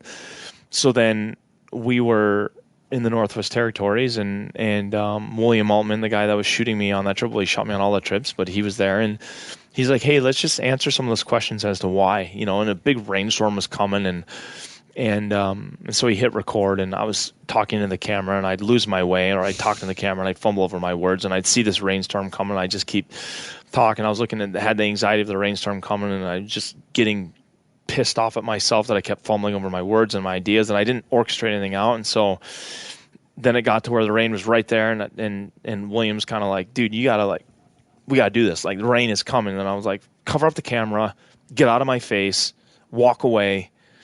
And I just had, 7-minute temper tantrum. Yeah. And then that's what, so, we talked about it a number of times that I would love to do a part 2 and actually flesh out, come up with an outline, flesh it out, really talk about it, and do it still in an off-the-cuff manner. Yeah. Because that's how things are delivered the best for people to absorb, in my opinion. But you're right. That was just a poorly orchestrated temper tantrum, but answered a few questions. And it was fun for me to watch, I call it non-endemic, but just people that don't think like we think. It was fun for me to watch, Outside Magazine pick it up and other places pick it up. And it's fun to me to just, just like you watch the person, the non-hunter, watch the other side, something that I like to do is just watch that reaction and try, you're always going to get the murder, you're going to get it. We know you're going to get it, but every once in a while, every 10 comments or so, or every, you'll get somebody like, interesting. And that goes back to, in my very first podcast with Ranella, we talked about Aldo Leupold in the Sand County Almanac, and he said his brother read it and had a conservation epiphany. And the ideas that were presented in that writing, in those writings, was just not even through osmosis, was directly affected his life. And that exchange of ideas, a person he's never met, changed who he was. And I think that's probably what we're all trying to do. I could say the same. It changed. I fell under the hunting umbrella that I see here in this room, and that I see at the ATA, and I see in hunting camps all around the country, and I felt this way a long time. And I don't mean this to be disrespectful or to elevate myself, but I'd go to all these hunting camps around the country, and I'd talk to other hunters, And I would think I have nothing in common with any of these guys, other than we're both here hunting the white-tailed deer in Illinois or whatever. And it's just that I assimilated with Aldo Leopold, like his connection to the land that he had, and I didn't really put two and two together. And I just kind of, when I first started hunting, it was kind of that cause and effect. You know, like I remember one time I think I shot a black-cap chickadee once with a 12 gauge. When I was a kid, just boom, off this limb, and it hit me hard. Yeah. Like I shot at this black-cap chickadee, shot at it, missed, like it fluttered away before it, shot at it, missed, shot at it, missed, shot at it, killed it. And then I went over there and saw its dead body, and of course had nothing to do with it. It's a black-cap chickadee. I just shot with a 12 gauge. Like, yeah, and so here I literally just was... I popped a balloon, right? I flipped the light switch, but this animal lost its life, and I did so as an egotistical, little, monstrous kid saying... It's like an expression of power or something. Yes, and it was terrible. It was horrible, and I was like, this is nothing of what our lives are to be or what this animal's life was to be. And even when I started hunting, instantly I was... you'd see these guys that were doing things greater than you were in the outdoor space. And for me, I was lucky enough, like you said about my beginning, I started reading guys like Jack O'Connor that were very well written, knew exactly why they hunted, although they didn't always tell you why. They knew exactly why. Yeah. And how they hunted, and they talked about big, plump, hardy animals. It was funny when those guys talked about trophy animals. When those guys talked about trophy animals, it was all about their body condition, about their horn condition, and the reason they were liked is because of premier habitat and being left alone and being mature far off. And healthy. Yes. Yeah. And so it's really fantastic. Whereas we have made the transgression now into, look at he's 44 inches and his bases were this and this and this, and those guys wrote for a completely different reason.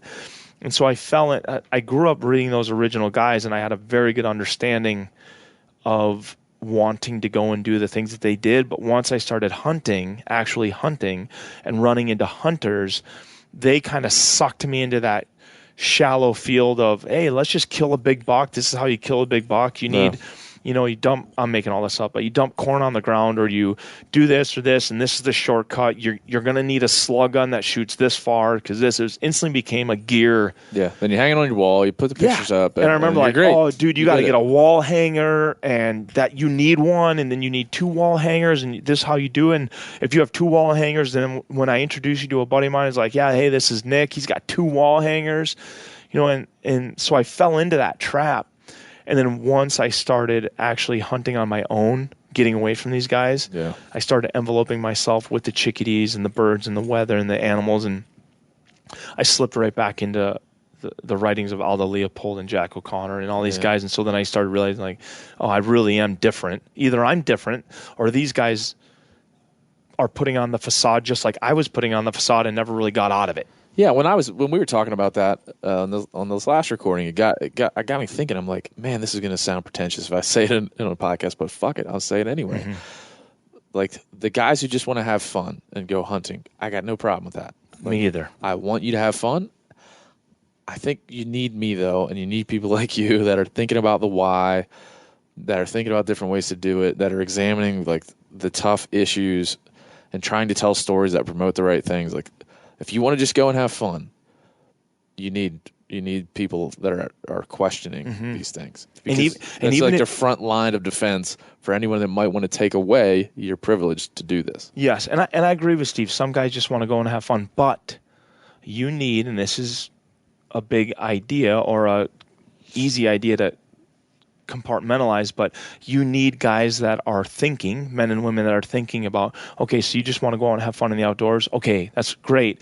But you have to have fun under these parameters. Yeah. Because we went out in the outdoors and we all just went out and had fun around the turn of the century, and we shot the entire continent out of animals. Yeah, it was fun. Yeah, it was fun. A lot of personal gain happened. Yeah, we shot, 16 million bison or whatever it was that we shot. And that's what happens when you go out and have fun. So we need regulatory, we need seasons, we need licenses, we need habitat, we need, with ever increasing people, we now have this, drives me nuts too, again, another rabbit hole, but this whole private land, public land, right? We talked about this on this program a lot. Everyone wants to talk about that. And And what annoys me is I'll kill a big sheep or I'll kill a deer or I'll kill a gray squirrel, and everyone goes, first thing, hey, was that public or private land? It used to be like bow or gun, public or private. It's like you ever like bow or gun, public or private. Yeah. So I'd get asked these questions. Kuyu, what are you wearing? And I say, I hunt 99% of everything I hunt is on public land, as with most of us. Because if you hunt anything in mountains or anything like that, you're generally hunting on and if you really like land. to hunt, you're going to go and do a whole lot of things that are accessible first. Yes. Rather than, sit around and wait for the gate to open. That's right. And so, we kind of have this idea of the fence being built between the two. I had a great conversation last night with Lee Chose about this. Yeah. The problem is that we have so many people right now, and we're obviously making more every second of every day, and the wealthy and the poor, the span is growing, and so the private sector is growing more powerful than the public sector, and so we need these two types of land to talk to one another. So you need the fat cat rich guy that owns this 10,000 acres to start talking to the state wildlife biologists that own this 10th or represent this 10,000 acres. And we need to start talking about how this 10,000 acres can talk to this 10,000 acres, and we can do things together. Yeah. And like Lee and I were talking about last night, he was talking about in the degradation of waterfowling and waterfowl hunting. Yeah, him and I talked about that too. He was on that subject. Yeah, well, he's always on that subject. I love it. And the thing is that he's like, all these wealthy guys are creating these hunting clubs that are beautiful, but they're all creating hunting clubs for killing ducks, not raising ducks, not creating habitat for ducks, for killing ducks. Like, we have these bunkers, we flood this rice field, this cornfield. And so it's just, as hunters, we want to know, did you shoot on public land? Did you shoot on private land? Did you hire an outfit? Were you guided? Because if you're guided, you don't have any woodsmanship. But then, I see guys ripping other guys all the time, like, oh, you were guided? Oh, you have no woodsmanship. It's like, no, man, I was hunting in Alberta, which is illegal to do without a guide. So, these are the things that we have to do. But I do believe that as we populate the mothership, Earth here, that we need to protect our public lands, to the point of war. We need to protect them. Yeah. The fat cats are not going to have our best interest. And a few of them that are building beautiful hunting properties, kudos to you. I would do the same damn thing if I was a billionaire. Yeah. I would buy up as much land as I possibly could. Would I keep you out? I'd keep some of you out. That's what I was going to say. God, I really want to get rich so I can buy land. That's right. I mean, literally, that's the next door that opens for me, because everything I have right now is what I want.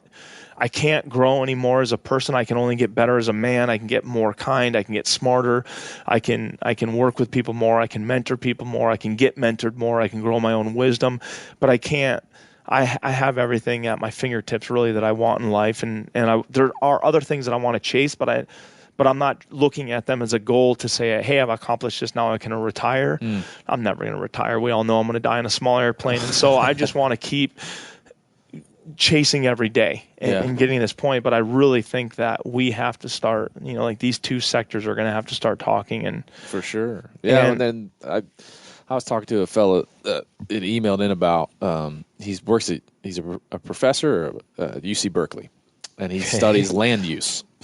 His name is Luke McCauley, I believe his name is. I want to have him on and talk about it. He's doing a land use study. I don't believe he was a hunter, and I don't believe he had ever hunted.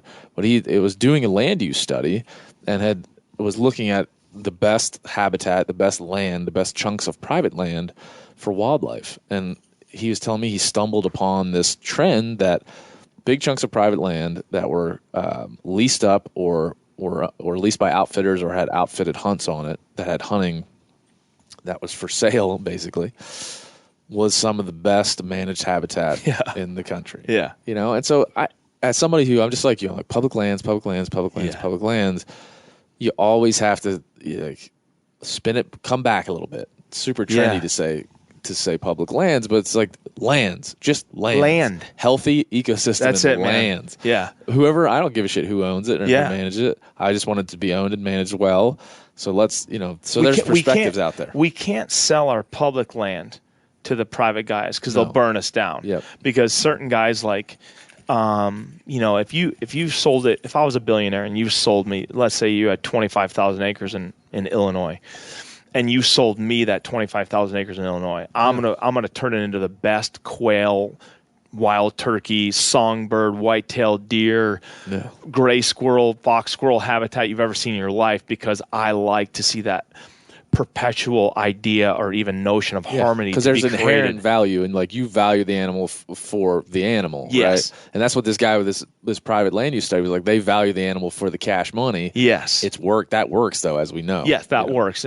But the problem is, if you sell that to the wrong billionaire, he's going to say, "Oh man, there's coal. Oh yeah, there's coal 10 feet down, and I heard there's maybe oil here, or I could sell off all this topsoil for this development over here." And so then he starts, then the thing just gets raped and pillaged. You can't get that land back. You can't get it back. So we have to keep the public land public. We have to encourage the private guys to do good work on their land. I have a little hunting lease just east of my house in Glenwood City, Wisconsin. Mm-hmm. It's 153 acres. The dead center of the property is a 26-acre cornfield, was a cornfield. And when that was a cornfield and a bean field, it was just a chunk of raw, muddy, crappy ground. And I went in there and I planted all warm season grasses. I'm not totally self-righteous. I have a couple of food plots that I plant that for animals that I hunt and provide food for the deer over the winter. We have harsh winters, of course. But the majority of it I planted in warm season grasses. And then let natural vegetation like big blue stem and goldenrod and all this stuff come up and repopulate. And it's funny because when I leased the land for several years, it was a cornfield or a bean field. I never saw snakes. I never saw ruffed grouse. I never saw pheasants.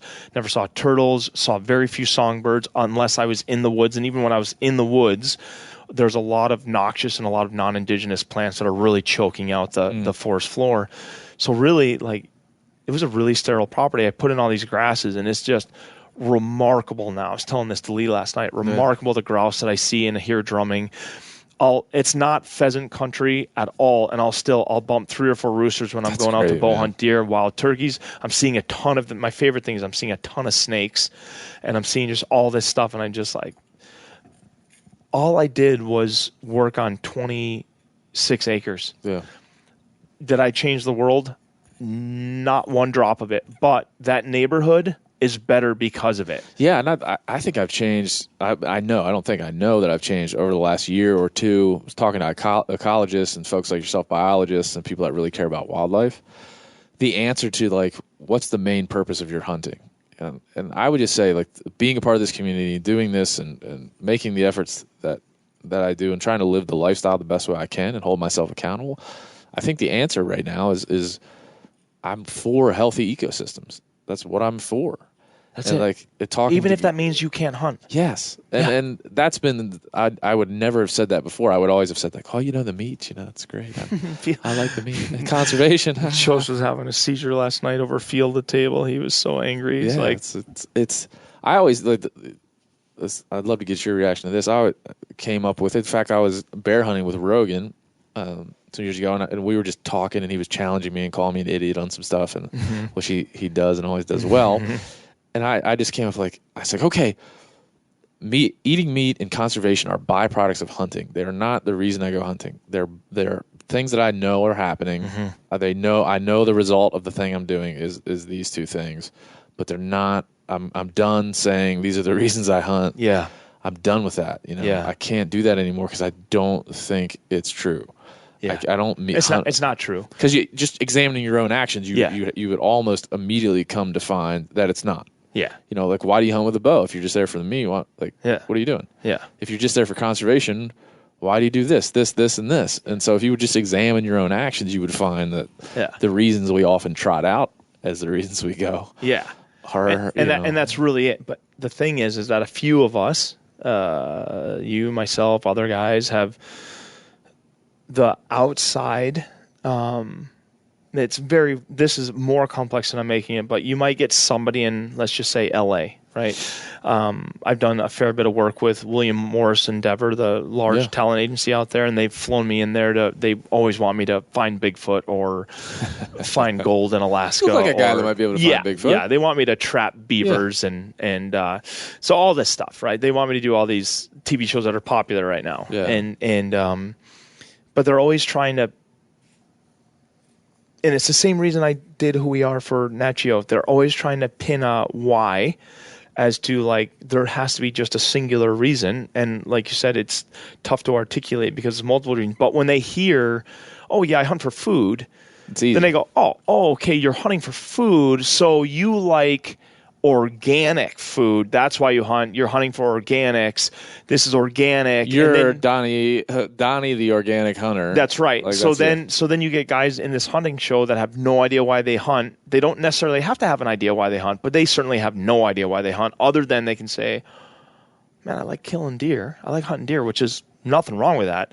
Falls into a little bit of the Steve's, like, guys just want to have fun. It also falls into a little bit of like what you just said, where I'm not hunting for food. I'm not hunting for conservation. I'm hunting because of our, really, it probably comes from our ancestors, right? Where really we stem from hunters. So we have this innate piece of our DNA that's like, you should go outside and do something hardy. For me, it was like this. For me, it was a derivative of, this podcast is a derivative of, I can't figure this shit out. Yes. I can't. And so, but you continue to ask the question, which continues to bring you wisdom, which continues to run you into interesting people and having fun stories and doing fun things and staying in really nice hotel rooms. But the truth is that it's not for food. It's not necessarily for conservation. But guys that don't have a good tagline as to why, then they'll say, "Oh yeah, I'm white. There's nothing more organic than a white-tailed deer."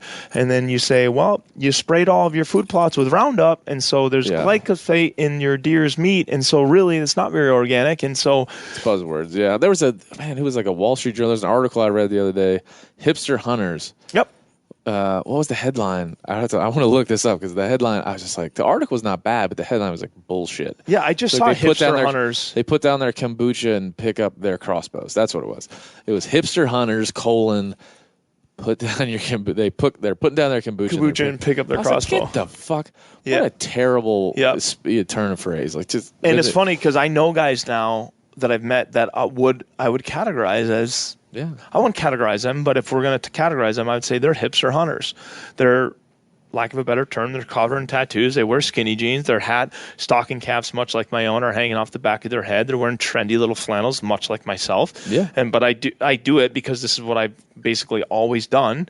They're doing it a bit more out of fashion, right? Like go into a Filson store in any city in America right now. You're not standing amongst hunters. You're standing amongst hipsters. Yeah. And these guys have now realized that they can go and buy a bow and go to the parks system in Minneapolis and get a metro area hunting permit by passing a test, and they can go and shoot organic food, man. Great. And they can buy a hatchet and they can hang the hatchet on their wall, and they can talk about this stuff at their dinner parties, and and it doesn't mean they're any different from us. It just means they came to hunting in a different roundabout way. It's like, it's for them, they're adults, most of them, when they're doing this. It's like just easier for them to do, right? It's easier for them to explain in the beginning, but I guarantee them, if somebody would say like, man, I'm an organic hunter, I just go out to get organic meat and that's it. I'm like, well, listen, I bet you come back in 5 years, hunt for 5 more years, and I bet you when you come back in 5 more years, you will tell me that it's more complicated than just the meat now. You may start out thinking it's just field to table. Yeah. But you're going to learn and be enriched by so many different things in those experiences that you will find it impossible to say that it's just from organic meat then. And even when we were in an original society, even when it was about starvation, survival, I'll guarantee you those people, our ancestors, still hunted for a different reason. Yeah. Certainly hunted for meat, and that some people hang their hats on that and say, oh, those people, I don't get very much hate mail. Yeah. I feel bad for people that do. I see some of the people in the industry just say, oh my word, I get lit up, and luckily I don't get that lit up. But I don't either you mean like from anti-hunters? Yeah. I don't either, which I get very little. Every once in a while a bear photo will go up, Yep. and then some 2 or 3 people will say something, but you just write it off and go on. But you're right. I don't either, and I don't think that says anything about me or you. It's just like, how do you get exposed to it? I think it's kind of what you're doing. It's the same thing, because when we posted about hunting mountain lions, like that's easily the most I've gotten ripped, and it still continues. And I don't pay attention to it because most people they're so far off base, right? Yeah.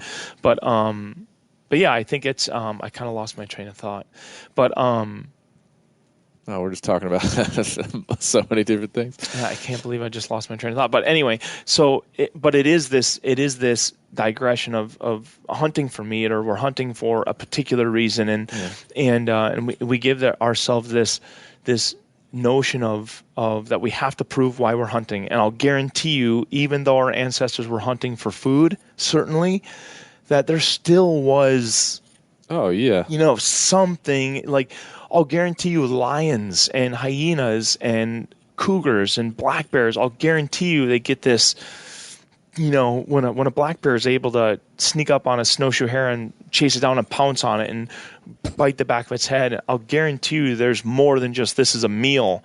I'll guarantee you there's a euphoric feeling to them of their their hardiness, and so I just think even back then, when we were certainly hunting for food and skins and tools, there probably still was, they probably still got goosebumps. Something innate. Yeah, something innate. Yeah, and I think this whole conversation we're having is modern luxury. I mean, we have the modern luxury to choose to do it or not do it, and choosing to do it is somehow requires a why. But you go back to your parents, my dad never had to. He'd walk in a room and be like, "I'm a hunter," and be like, "Oh, great."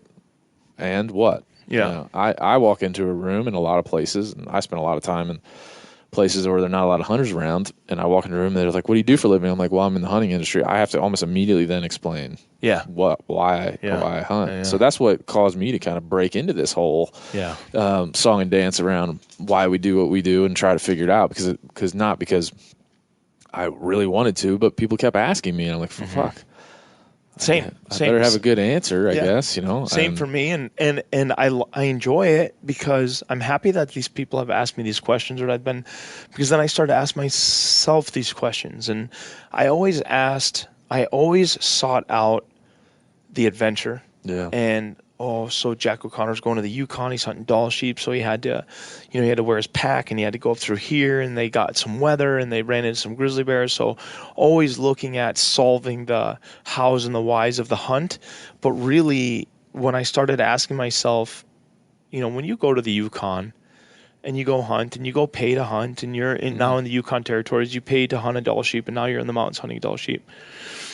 What are you leaving that place better than when you found it? And obviously there's a footprint, because we're using up avgas. The airplane wouldn't fly if we weren't there, and we're obviously leaving maybe a bit of litter or something like that on accident, or even the litter of our footprints and the litter of stepping on tundra or whatever it is. We're leaving our marks, certainly, by being present, but really that also falls back on what Steve was saying, that there's this idea of fun. And so my idea of living my life, my ride on this earth, is that. And I want to go to the Yukon. I want to see Dall sheep. I want to see moose. I want to see grizzly bears. I want to feel the burn. I want to be in the rain. I want to see the mosquitoes. And this is my ride that I want to do on the earth. But I don't want to be so selfish that I know my candle's going to burn out when I'm 50, 60, 70, whatever, and then I know I don't have to worry about the conservation of this mothership, this earth that we have.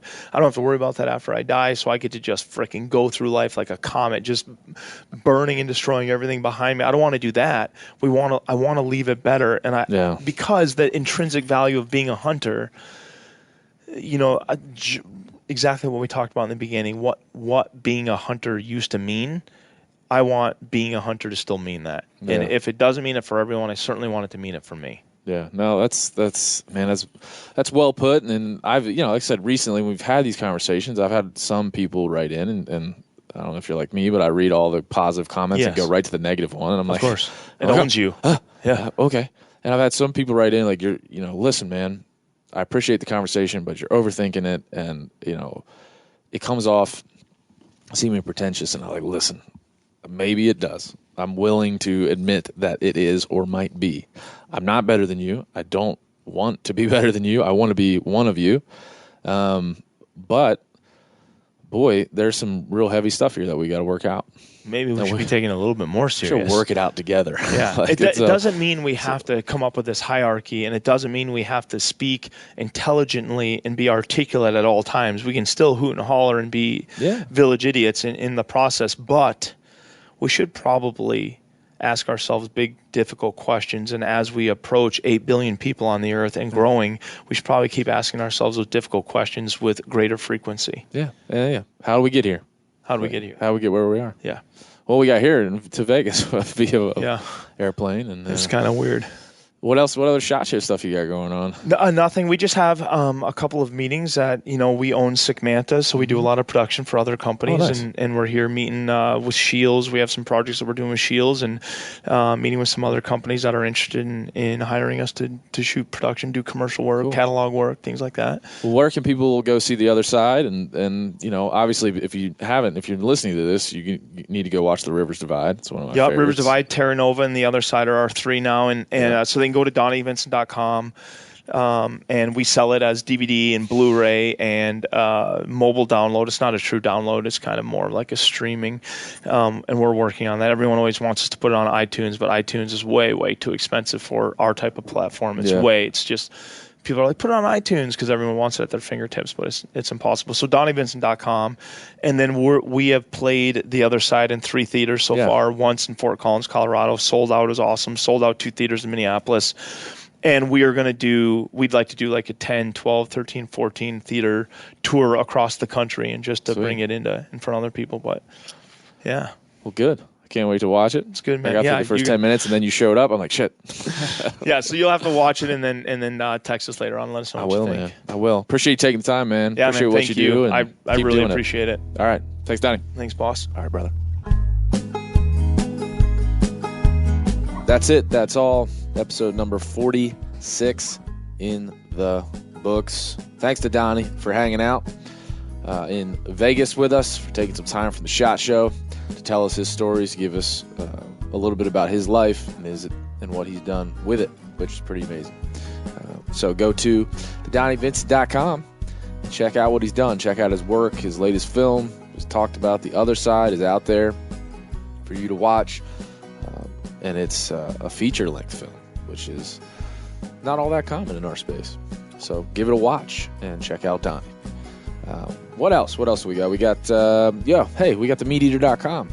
You go over there to themeateater.com, and you'll find, while you're there, the newsletter subscribe button. And when you subscribe to the newsletter, you're going to get gifted from us to you all the great articles and content from our crew every Wednesday morning in your inbox. Ryan Callahan just sneezed. That was a good one. Bless you. What else? Currently, if you're listening to this, we're in our hotel room at SHOT. We're recording, of course, the outro to this current podcast. I'm in my underwear, and Ryan Callahan is sitting across from me, and he just sneezed onto his breakfast and ruined what was a wonderful Hot Pocket that he's eating. Anyway, back to... it's about growing up. Back to what we were talking about, which was themeateater.com. If you got your newsletter, then you're going to want to go to the shop, and you're going to want to buy stuff there, right? You're going to buy T-shirts. You're going to want to buy hoodies. You're going to want to buy all kinds of stuff that's there. A Hunting Collective logo. You got your Pro Nuance anti-bullshit shirt. You got a Yeti tumbler with our logo on it. All kinds of stuff. And if you don't like us for some reason, and you want to buy Meat Eater gear, there's a lot of Meat Eater gear there. And if you don't like Meat Eater for some reason, there's Ryan Callahan's Smell Us Now Lady t-shirt. And all profits go to conservation on that one. So you should check that out as well. And if you have a little bit more time and energy, and you don't have a lot going on, then you're going to want to look at the events page on that website, and you're going to see all the places we're going on the live tour. Most notably where I'll be, which is Reno, Sacramento, and Boise. And hopefully they'll be announcing an Austin stop soon, which I know I'll be taking part in. So all you need to do is go get the newsletter, buy some gear, and then sign up for an event. That's it. That's all. It's nothing. It's plenty of fun stuff from the Meat Eater crew. I'm proud to be a part of it. Proud to put out this podcast. And thank you all for listening to it, as always. And next week, we're going to get back to you with episode number 47 with a man named Ian Harrison, who is the editor of Recoil magazine, a native of England and has a great story about why and how he came to this country. So enjoy that next week on the Hunting Collective. Bye. You ever get that feeling the walls closing in, the concrete jungle suffocating you? You crave some wide open spaces, the chance to connect with nature, maybe in a spot all your own. Well, head over to land.com. They've got ranches, forests, mountains, streams, you name it. Search by acreage. You can search by location. You can search by the kind of hunting and fishing you're dreaming of. Land.com. It is where the adventure begins.